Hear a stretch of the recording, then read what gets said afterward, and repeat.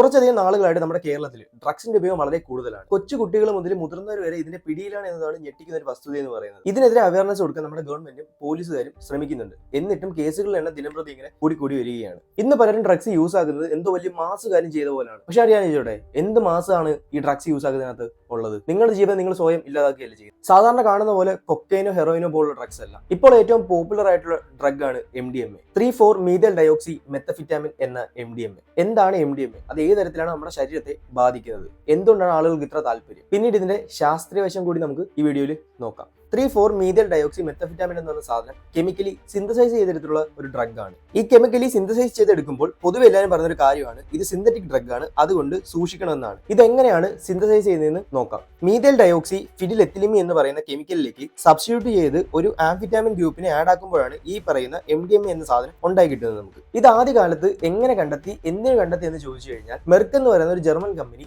1912 നമ്മുടെ മനുഷ്യ ശരീരത്തിൽ എക്സസീവ് ആയിട്ടുള്ള ബ്ലീഡിംഗ് ഉണ്ടാകുന്ന സമയത്ത് അത് നിർത്താനായിട്ട് കണ്ടെത്തിയ ഒരു ലൈഫ് സേവിംഗ് ഡ്രഗ് ആണ് നമ്മുടെ MDMA അല്ലെങ്കിൽ 3,4 മെത്തഫിറ്റാമിൻ എന്ന് പറയുന്നത്. അങ്ങനെയാണ് അതിന്റെ പേറ്റന്റ് അവരെടുത്തിട്ടുള്ളത്. കൊക്കൈൻ എന്ന് പറയുന്ന ഡ്രഗ് കൊക്കോ എന്ന് പറയുന്ന ചെടിയിൽ നിന്ന് ഉണ്ടാക്കുന്നതാണ്. അതുപോലെ തന്നെ ഹെറോയിൻ എന്ന് പറയുന്നത് പോപ്പി സീഡ്സ് അല്ലെങ്കിൽ മോർഫിനേറ്റിന്റെ തന്നെ മറ്റൊരു രൂപമാണ്. അതുകൊണ്ട് തന്നെ സിന്തറ്റിക് ആയിട്ട് ചെയ്യുന്ന MDMA ആണ് ഡേഞ്ചർ എന്ന് ചിന്തിക്കുന്നുണ്ട്. അതിനർത്ഥം MDMA നല്ലതെന്നല്ല. സിന്തറ്റിക് ആയതുകൊണ്ട് ഒരു ഡ്രഗ് മോശമാവുകയോ നാച്ചുറൽ ആയതുകൊണ്ട് ഒരു ഡ്രഗ് നല്ലതാവുകയോ ചെയ്യുന്നില്ല. മറിച്ച് ഹെറോയിനും കൊക്കൈനും ഇതിലും ദോഷകരമായ ഡ്രഗ് ആണ്. ഇതിനേക്കാൾ ദോഷം എന്ന് പറയുമ്പോഴത്തേക്ക് അത് നല്ലതാണ് എന്നല്ല ഉദ്ദേശിക്കുന്നത്. 2007 ഈ ഡ്രഗ്സിനെ പറ്റി യൂറോപ്പിൽ ഒരു സ്റ്റഡി നടത്തി. അപ്പൊ അതിന്റെ രീതിയിൽ കുറച്ച് ഡ്രഗ്സിനെ ക്ലാസിഫൈ ചെയ്ത് റീക്രിയേഷണൽ ഡ്രഗ്സ് അല്ലെങ്കിൽ പാർട്ടി ഡ്രഗ്സിനെ എല്ലാം കൂടെ അവരൊന്ന് ക്ലാസിഫൈ ചെയ്തു. ജസ്റ്റ് അങ്ങനെ ക്ലാസിഫൈ ചെയ്ത് വന്നപ്പോഴേ നമ്മുടെ MDMA സ്ഥാനം എന്ന് പറയുന്നത് 18ാമതായിരുന്നു. ഈ MDMA പല സ്ഥലങ്ങളിലും പല പേരുകളിലാണ് അറിയപ്പെടുന്നത്. അവയാണ് എക്സ്റ്റസി, മോളി, മാൻഡി എന്നിവ.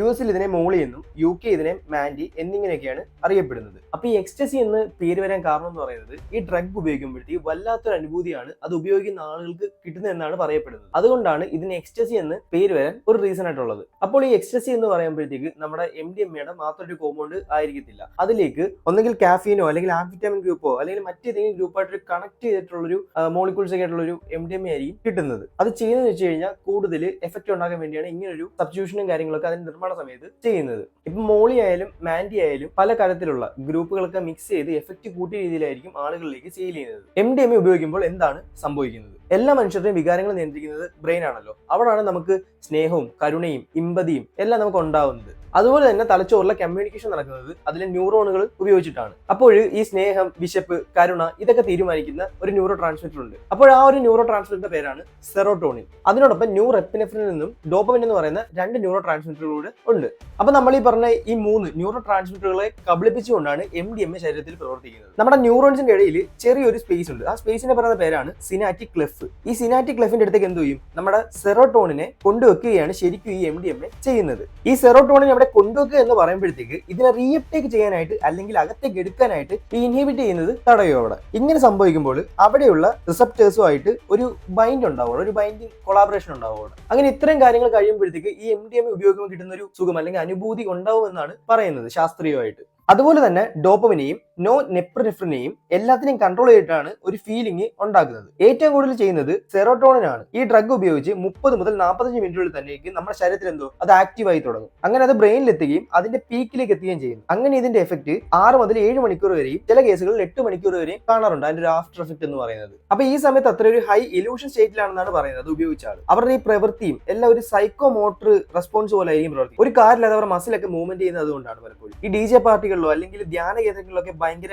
വിഗറസ് ആയിട്ടുള്ള ആക്ടിവിറ്റീസ് ഒക്കെ കാണുന്നത് ഈ ഒരു സംഭവം ഉപയോഗിച്ചതിന് ശേഷം കാണാനായിട്ട് സാധിക്കും. ഇതിനൊരു സിനാർജറ്റിക് എഫക്ട് എന്നൊക്കെ പറയാൻ കഴിയും. ഈ ഡ്രഗിനോടൊപ്പം ഡാൻസും മ്യൂസിക്കും ഒക്കെ കൂടി ആകുമ്പോഴത്തേക്ക് വല്ലാത്തൊരു ഫീൽ ആയിരിക്കും ഉപയോഗിച്ച ആൾക്ക് കിട്ടും. എല്ലാ അനുഭൂതിയും കൂടുതൽ ഉണ്ടാകുന്നതായിട്ട് തോന്നും. അതായത് നിറങ്ങളൊക്കെ വളരെ ബ്രൈറ്റ് ആയിട്ട് തോന്നും. ചെറിയൊരു ബ്രൈറ്റ്നസ് ഉള്ള കളറുണ്ട്, അതൊക്കെ ഓവർ ബ്രൈറ്റ് ആയിട്ട് ഈ ഇത് ഉപയോഗിച്ച ആളുകൾക്കൊക്കെ കാണാൻ സാധിക്കും എന്നാണ് പറയുന്നത്. ആ ഒരു ഇലൂഷൻ സ്റ്റേറ്റിലോട്ടൊക്കെ നിൽക്കുന്ന സമയത്ത്. പിന്നെ അതേപോലെ തന്നെ നമ്മൾ ഈ ടച്ച് ചെയ്യുന്നത് നമ്മുടെ സ്നേഹം, ഇമ്പതി ഇതൊക്കെ ഭയങ്കര എഫക്റ്റ് ആയിട്ട് മൂർച്ഛിച്ച അവസ്ഥയിലോട്ടൊക്കെ എത്തും. അങ്ങനെ സ്നേഹിക്കുന്നവരോടെല്ലാം മാനസികമായിട്ട് ഭയങ്കര കണക്ഷനും ഈ പ്രപഞ്ചമൊക്കെ അവരായിട്ട് ഭയങ്കര കണക്റ്റഡ് ആയിട്ടൊക്കെ ഉപയോഗിച്ച ആളുകൾക്ക് തോന്നാറുണ്ട്. പണ്ടൊരു കേസ് കണ്ടിട്ടുണ്ട്. നമ്മുടെ സാം ഹാരിസിനെ പോലുള്ളവരൊക്കെ പറഞ്ഞത് ഈ MDMA കഴിച്ചതിന് ശേഷം അല്ലെങ്കിൽ ഉപയോഗിച്ചതിന് ശേഷം ഈ പ്രപഞ്ചമൊക്കെ ആയിട്ട് സ്പിരിച്വാലിറ്റി ആയിട്ട് ഭയങ്കര കണക്ഷൻ ആണ് തോന്നുന്നത്. അങ്ങനെ രീതിയിലുള്ള കുറച്ച് കാര്യങ്ങളൊക്കെ പറഞ്ഞിട്ടുണ്ട് അവർ. ഇതിനുള്ള കാരണം എന്താണെന്ന് വെച്ച് കഴിഞ്ഞാൽ സെറോട്ടോണിനെ അവിടെ ഇങ്ങനെ പിടിച്ചു വെച്ചേക്കുമല്ലോ. ആ പിടിച്ചു വെച്ചേക്കുന്ന ഒരു ഫീലാണ് ഈ പ്രപഞ്ചമൊക്കെ ആയിട്ട് അല്ലെങ്കിൽ എല്ലാവരും ഭയങ്കര മാനസികമായിട്ട് ഭയങ്കര അറ്റാച്ച്ഡ് ആണ്, കണക്റ്റഡ് ആണ്, ഒരു ഓവർ ബ്രൈറ്റ് ആയിട്ടൊക്കെ എല്ലാം തോന്നുന്നു. ഇത് ഉപയോഗിച്ച് ഒരു 6-8 മണിക്കൂർ കഴിയുമ്പോൾ തന്നെ നമ്മുടെ ശരീരം ഒരു ന്യൂട്രൽ അവസ്ഥയിലേക്ക് എത്താൻ ശ്രമിക്കുക. അതായത് ഇത്രയും നേരം നമ്മൾ ഡാൻസ് ചെയ്യാനും എല്ലാം ഉപയോഗിച്ചിട്ടുണ്ട് അല്ലെങ്കിൽ ഒരുപാട് ആക്ടിവിറ്റി ചെയ്യാനുള്ള ഉപയോഗിച്ചിരുന്ന എനർജി എല്ലാം പതിയെ പതിയെ ശരീരത്തിൽ നിന്ന് റിലീസ് ആയി തുടങ്ങുമ്പോഴത്തേക്ക് അവസാനം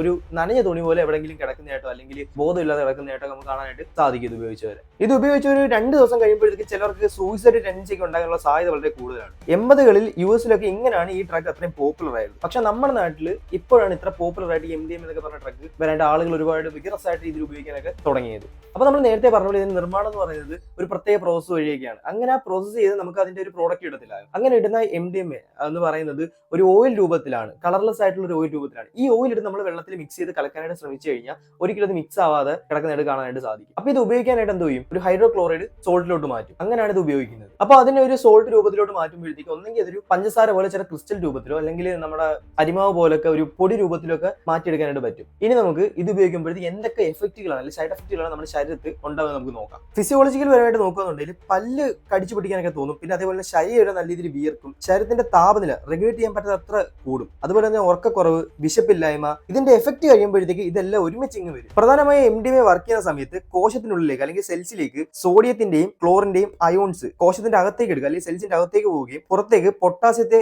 തള്ളുകയും ചെയ്യും. കുറച്ച് സമയം കഴിയുമ്പോൾ ഇവർക്ക് വല്ലാത്ത ദാഹം അനുഭവപ്പെടും. ഈ ദാഹം തോന്നുന്ന സമയത്ത് നമ്മൾ എന്താ ചെയ്യുന്നത്, നമ്മൾ വെള്ളം കുടിക്കും. പക്ഷെ ഈ ഒരു ടൈമിൽ ഓവറായിട്ട് വെള്ളം കുടിക്കും. അപ്പോൾ ഓവറായിട്ട് വെള്ളം കുടിക്കുമ്പോൾ എന്ത് വരും, വാട്ടർ ടോക്സിസിറ്റി ഉണ്ടാവും. അപ്പോൾ ഹൈപ്പർ നെട്രോമി എന്ന് പറഞ്ഞൊരു കണ്ടീഷനിലേക്ക് എത്തുകയും നമ്മുടെ ഇലക്ട്രോലൈറ്റ് എല്ലാം പുറത്തേക്ക് പോവുകയും ചെയ്യും. അങ്ങനെ പലപ്പോഴും കുഴഞ്ഞു വീണ് മരിക്കാനുള്ള സാധ്യത വളരെ കൂടുതലാണ്. പിന്നെ അതേപോലെ തന്നെ ഇതിന്റെ വിത്ഡ്രോവൽ സിംറ്റംസ് എന്ന് പറയുന്നത്, ഇതില്ലാത്ത സമയത്ത് നമ്മൾ സെറോട്ടോണിനൊക്കെ പിടിച്ചു വെച്ച് ഭയങ്കര സുഖം ഉണ്ടാക്കിയിട്ട് അതില്ലാതെ ആകുമ്പോഴത്തേക്ക് നാച്ചുറൽ ആയിട്ട് എഫക്റ്റ് ചെയ്യുന്ന സമയത്ത് ഒരാളുടെ സ്നേഹം തോന്നണമെങ്കിൽ ഈ സെറോട്ടോൺ എന്ന് പറഞ്ഞ ഹോർമോൺ വേണം. അപ്പോൾ ഇതില്ലാതെ പറ്റില്ല എന്നൊരു ഡിപ്പെൻഡൻസിയിലേക്ക് എത്തിക്കുകയും ചെയ്യുന്നു നമുക്ക്. അതായത് നമ്മുടെ വികാരങ്ങൾ നമുക്ക് എക്സ്പ്രസ് ചെയ്യാൻ പറ്റാത്ത ഒരു സ്ഥിതിയിലേക്ക് എത്തുന്നു. നമ്മളിത് ഉപയോഗിച്ച് അവസാനം നമ്മുടെ ശരീരം നോർമലായിട്ട് സെറോട്ടോണിൻ പ്രൊഡ്യൂസ് ചെയ്യാതാവും.